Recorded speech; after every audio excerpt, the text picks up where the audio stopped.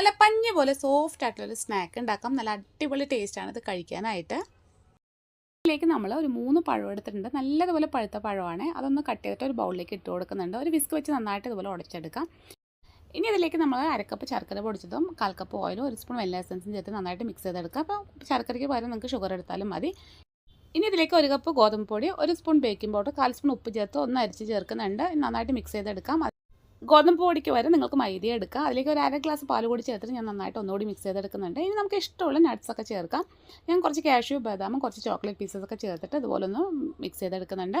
അപ്പോൾ ഞാൻ ഈ ഒരു പാത്രത്തിലാണ് കേട്ടോ ഉണ്ടാക്കിയെടുക്കുന്നത്. അതിലേക്ക് നമ്മൾ ഓയിലൊന്ന് സ്പ്രെഡ് ചെയ്ത് കൊടുത്തിട്ടുണ്ട്. ഇനി നമുക്ക് ബാറ്റർ 3/4 ഭാഗത്തോടെ ഒഴിച്ചിട്ട് അതിന് മുകളിലും കുറച്ച് നട്ട്സൊക്കെ ഇട്ട് കൊടുക്കുന്നുണ്ട്.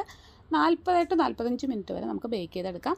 അപ്പോൾ നമ്മുടെ സ്നാക്സ് എല്ലാം തന്നെ റെഡി ആയിട്ടുണ്ട്. നല്ല അടിപൊളി ടേസ്റ്റാണ്. തീർച്ചയായിട്ടും എല്ലാവരും ഒന്ന് ട്രൈ ചെയ്ത് നോക്കിയിട്ട് ഫീഡ്ബാക്ക് അറിയിക്കണേ.